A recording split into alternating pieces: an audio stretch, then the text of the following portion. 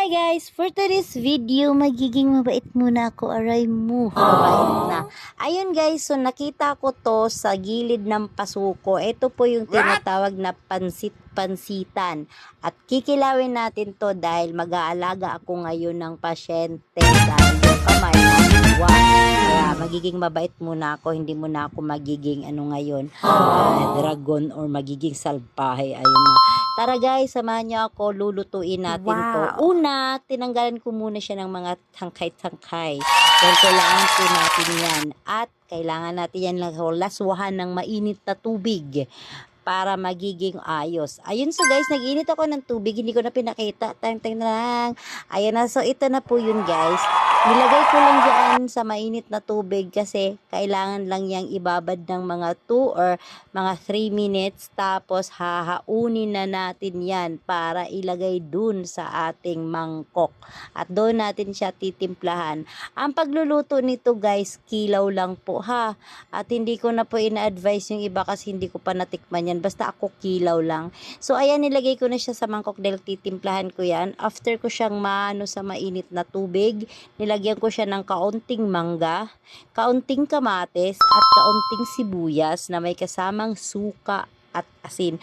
Yun lang po ang tinimpla ko at wala nang iba. So mayroon na tayong kinilaw na pansit-pansitan na nakikita nyo lang sa tabi-tabi ng inyong mga tahanan.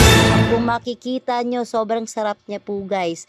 Actually, sabi nila gamot daw to at kahit isearch nyo po yan sa red apps, mayroon po talaga yung ganyan na pansit-pansitan. At kahit siguro sa blue app, mayroon din po yan, pansit-pansitan na tinatawag nila. Makikita nyo po yan kung paano siya kilaw lang ang ginagawa.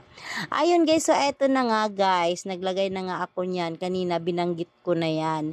Tapos magkikwentuhan pa tayo kasi after ko nitong magtimpla, gumawa pa ako ng ulam at eto po yung ulam ko na gagawin, kalderetang mega. Ayun, so nagisa muna ako ng sibuyas, kamatis, kaunting bawang lang, mga ilang peraso. Ayan, so nilalagay ko na ang aking kalderetang mega. Ayun no guys. So kita nyo na, kaldereta yan kasi pula. Alaman, saan ka nakakita ng kaldereta? Kulay puti. Syempre, di ba pula talaga yung kaldereta. Ayun na. So, kalderetang mega po tawag ko dyan. Ayun, so guys, after ko niya, nag-ready na po ako dahil pakakainin ko na po yung aking pasyente. Ayan.